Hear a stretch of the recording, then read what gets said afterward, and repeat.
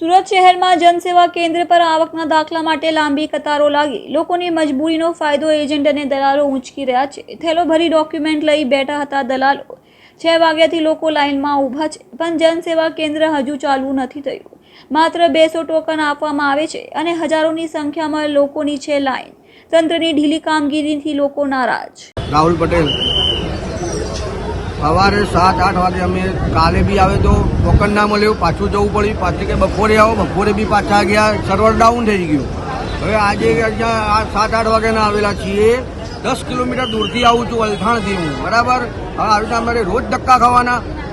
એક કાઉન્ટર છે, ફોટો પાડવા માટે એક કાઉન્ટર છે, એમને મિનિમમ આટલી પબ્લિકમાં 3 થી 4 કાઉન્ટર રાખવા પડે। એની જગ્યાએ એક કાઉન્ટરમાં શું ચાલવાનું છે બધી પબ્લિક, અને આજે આટલી બધી ગરમી છે તો બી અમારે આવીને લાઈનમાં ઊભું રહેવાનું।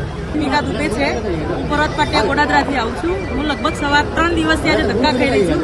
સવારે 7 વાગ્યાની આવીને લાઈનમાં ઊભી છું, તે છતાં હજી હવે ટોકન મળ્યું છે, પણ હજી તો ક્યારે વિન્ડો ખુલશે અને ક્યારે નંબર આવશે એની કોઈ ખ્યાલ નથી। બપોરના 3 બી વાગે ને 4 બી વાગે રોજ આવી રીતે ધક્કા। 3 દિવસથી અમે ત્યાંથી રિક્ષા કરીને આવીએ છીએ, અને રિક્ષા ભાડું આવકના દાખલા કરતા તો રિક્ષા ભાડું અમારું વધી જાય। દિલીપ પટેલ બોલું સાહેબ। આપણે એક દુકાનદાર છીએ। દુકાન છેલ્લા 2 દિવસથી મારી બંધ કરીને આવકના દાખલા માટે દોડું છું। સવારે 7 વાગે લાઈનમાં આવીએ છીએ, ક્યારેક 8 વાગે આવીએ છીએ, ટોકન ના મળે તો કાલે પાછા ગયા હતા, આજે ટોકન મળેલું છે, પણ કામ ક્યારે થશે આવકના દાખલાનું એ કોઈ સમય નક્કી નથી, જેથી કરીને અમારો કિંમતી સમય બગાડીને અમે આવવા છતાં અહીંયા કામ થતું નથી, જેની જવાબદારી સંપૂર્ણ સરકારી ખાતાની રહે છે। નામ પ્રકાશભાઈ રાણા।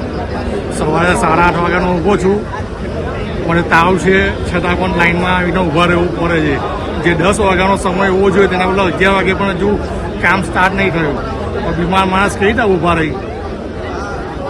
હવે અત્યારે વાતાવરણ ઘણું ખરાબ છે, અત્યારે મને લૂ લાગી ગઈ ને બેભાન થઈ ગયો તો મને કોણ લઈ જાય ઘરે?